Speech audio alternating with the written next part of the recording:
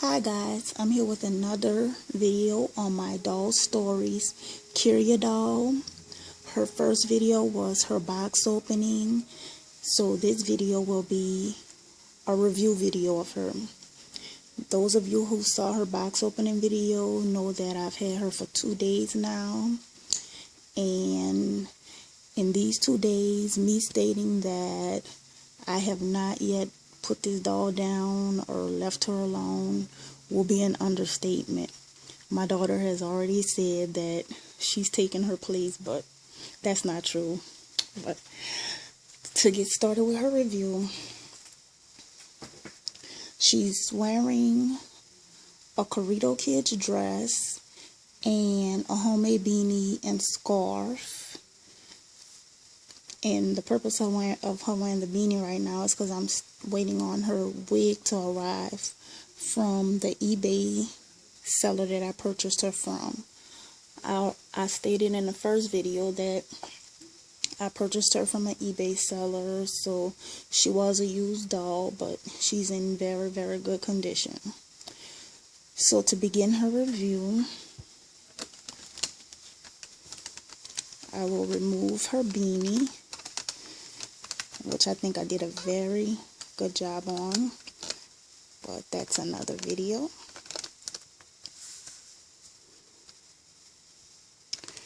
So, to give you a more detailed look of her face up,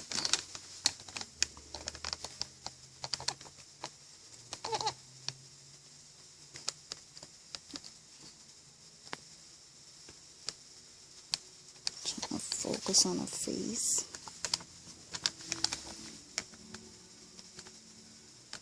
Okay, there it is. Okay, she has very straight drawn eyelashes. I'm sorry, eyebrows. And her eyebrows begin and end the same. And what I mean by that is they don't fade out as they go on. The color, the line, texture, and color remains the same. And her eyeshadow is like a very powdery, light chocolate, yellowish mix. And on her eyelid, it gets darker.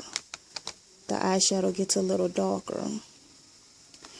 So then she has these long, gorgeous eyelashes,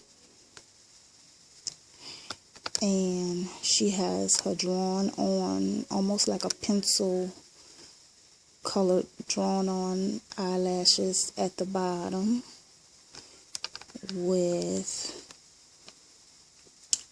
a very light amount of eyeliner that goes just toward the back edge of her eyes. And then her tear ducts are like a peachish color. And on her forehead, you can see her freckles, and on her cheeks, she has freckling on her cheeks. She has a light peachish blushing on her cheeks, and she has the exact same blushing on the tips of her ears. Her lips are like a peachish orange with a light glossing on them. So, in removing her head cap, so you can see what's going on inside of there.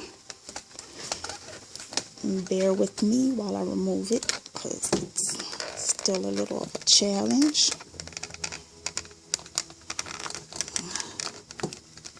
Okay, I got it off easy this time.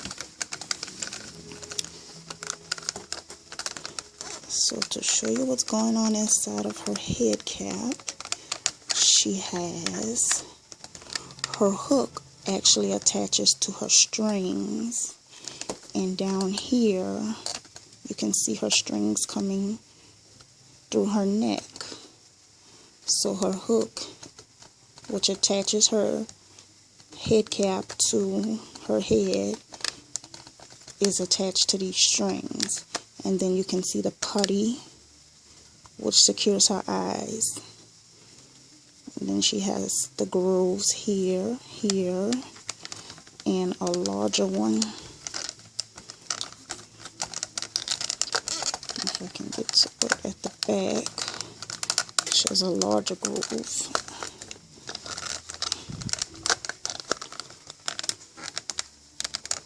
Here at the back, which secures this large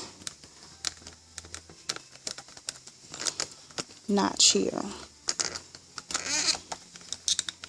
And slipping that in,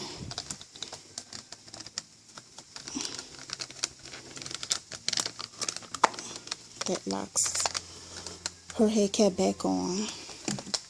Okay, so in a review of her body,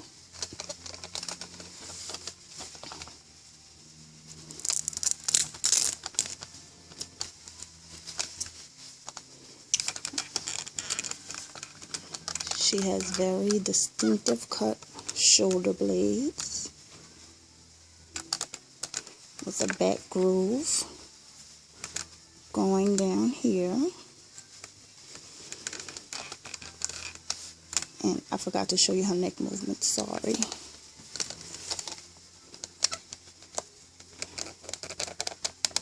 Her head rotates very well from front to back, side to side, and it holds its position well with each rotation. Okay, so I showed her shoulder blades and her rotation groove in her back.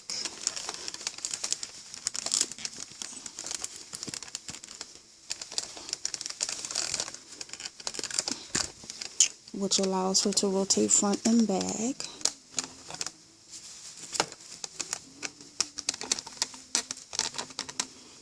And you can rotate her until you see her exposed strings. And she sits in this position. And this notch here allows her to rotate back. And she can stay back. So as you can see, she's a large busted doll. Side view.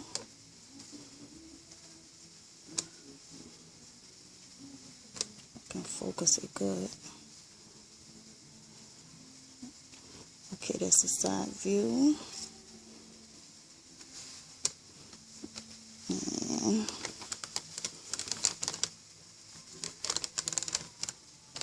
this is a waist shot. And her lower back.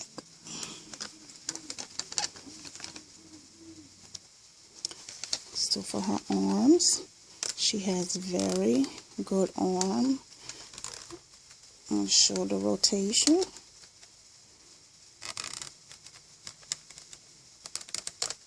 Being able to hold all her positions well. Her arm extends out.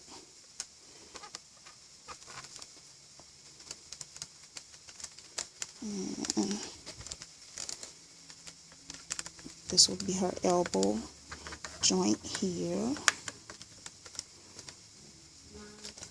Her inner arm.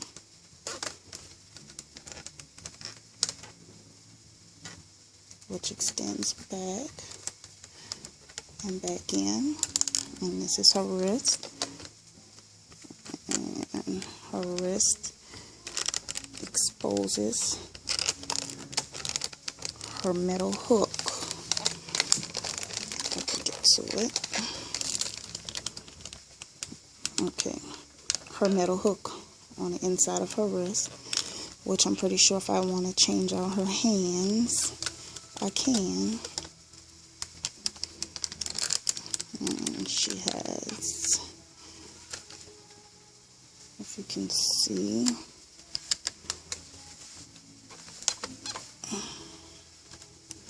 a shot of her fingernails. They're not coming up that clear.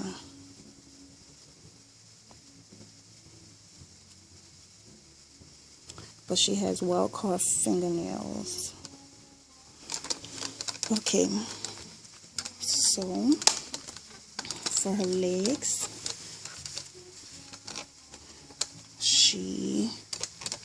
most of the ball jointed dolls that I see, they have the kneecaps here. Her knees does not have the kneecaps, so when her leg is rotated back, it exposes her strings and her actual knee joint, which is not a problem. But like if I have pants on her, she'll still be able to sit in like this position with no problem.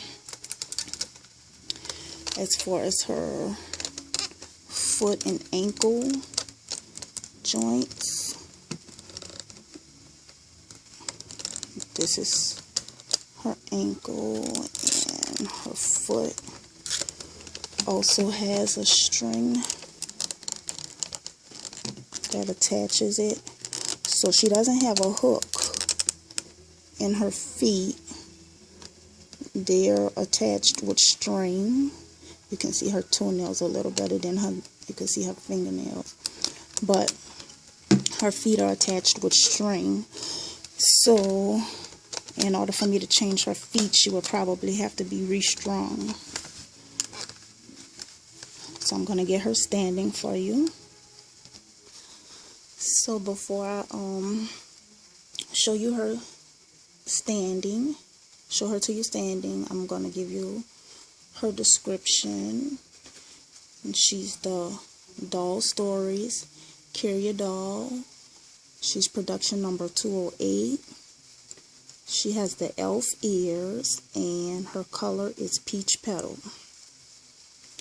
Her certificate is signed by Glenna Hartwell, and she was produced in 2013. And that's an actual signature. That's not a copy signature. You can see it was actually signed. So this is a view of her standing, and as you can see, she stands on her own very well. And I'm going to position two of my 21-inch dolls right next to her so that you can see a height comparison. So here she is standing alongside two of my 21-inch dolls, and she's like, you can see, like an inch taller.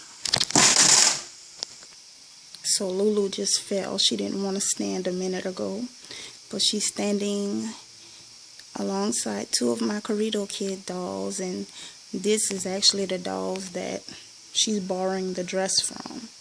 So I haven't tried all their clothes on her, but she was able to fit the dress.